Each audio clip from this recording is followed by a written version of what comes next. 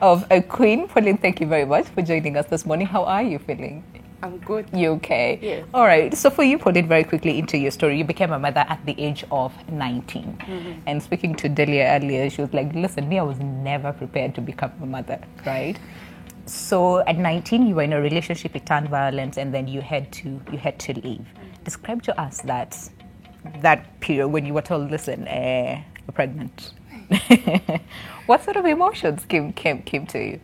I was not scared because for me it was me getting pregnant at the age of 19 was something. Sometimes I sit back and I say I was just reacting to some trauma because I was a survivor of sexual violence at 16. So by the time I'm 19, I'm like, maybe this man destroyed me.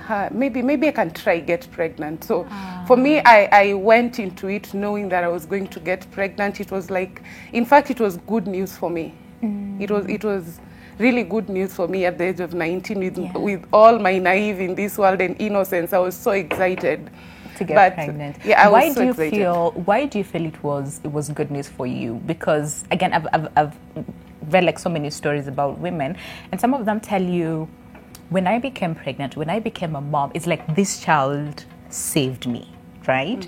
So for you, why was it good news?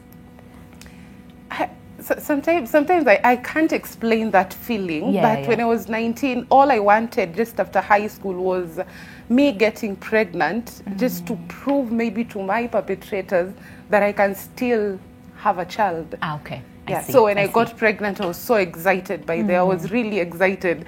But, at the second month, I'm like, wait. This is really happening. You're becoming a mother. so for me, by the time I was 2 months pregnant, that is when I just started having doubts. Yeah. And when I was 6 months pregnant, when violence started now happening, now the reality was starting to hit me, and I was like, wait. I'm going to become a mother in a violent home. What is happening?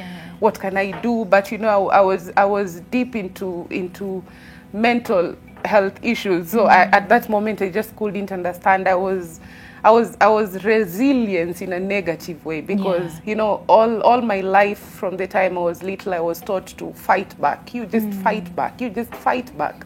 You just prove to them you can do it. Prove to them. And that is what I was doing at the age of 19. Yeah. All right. So, wow. So you got pregnant, excited about it because, again, like you said, it was a way of you proving to these people that, listen, in as much as you thought you destroyed me, but you really didn't. My question is, having gone through that kind of trauma, and then here is your child, you're holding him in your hands, were you scared for them in the sense that what you went through and how unsafe sometimes the world can be, the society can be? Were you scared for that child, or what exactly did you feel once the child came? I think I was having a conversation with someone just the other day before Mother's Day, and I was telling them I don't know what to feel during Mother's Day because, to be honest, my son is 7 years, but I've just never been a mother to my son. It's been my mother, actually. I was celebrating her for stepping in as a mother, not even as a grandmother, because by the time my son was turning 1 year, I had just taken my son and given to my mom, and I was like, I'm done. Mom, I just can't do it. I can't raise this child. I feel so unsafe looking at him, knowing that I don't want him to turn into his father. Mom, I am just so afraid. I can't do it. And that is how I've raised him. My son was, by the time my son was turning 5, that is when he realized, this is my mother, this is my grandmother. But until today, I am Pauline. My mother is Mom. But he knows very well when I need something, I'll go to Pauline. Okay. But when I need a mother, I'll go to Mom. Okay. So for a while, it was so bothering. But at some point, when I started going to therapy, I was like, I'm going to take it slow. This is also a child who went through trauma. Because for 1 year, me and my son saw it all. Sometimes I look at him and I feel like, I hope you can't remember anything you went through. I just hope, son, you can't remember. Because for me, you just have to be I look at him and I just want him to be a man that can make me proud in terms of championing for women's rights. True. Yeah. True. That's true. Okay, and looking back, I mean, so what do you feel? Because I can imagine at that time you're like, listen, I was excited to get pregnant, number one, because again, gave you a sense of purpose. But then again, when the child came, you're like, no, I am not in the right position to raise this child. So your child calling your mom, you know, and you, Pauline, and having that attachment to your mom as compared to you. How does that make you feel?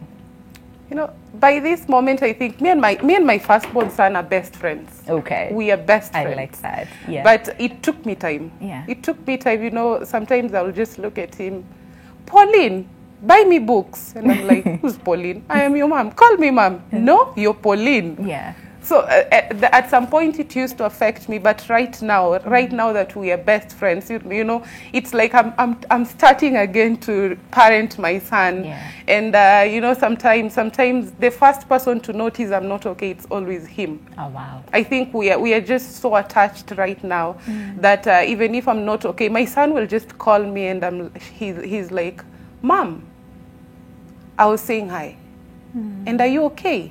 Yeah. And, you know, sometimes I keep saying that my son teaches me sometimes morals because I don't talk to my son with my phone. He's always like, Mom, you keep telling me I respect people, but I'm talking to you and you're on your phone. Yeah. You know, sometimes I'll look at him and I'm like, do you know you're Are you the parent or are you the child? Do you know you're a child? But again, I have to remind myself that I'm forming a relationship with my son. Yeah. And this has affected me even with my other children because I don't have that really close attachment with my child. Yeah. You know, when I hear her saying she stayed at home for 2.5 years, I'm like, you need an award in this world. Yeah. 2.5 years, by the time I'm 9 months, I'm always like, can I find something else to do? This is too much.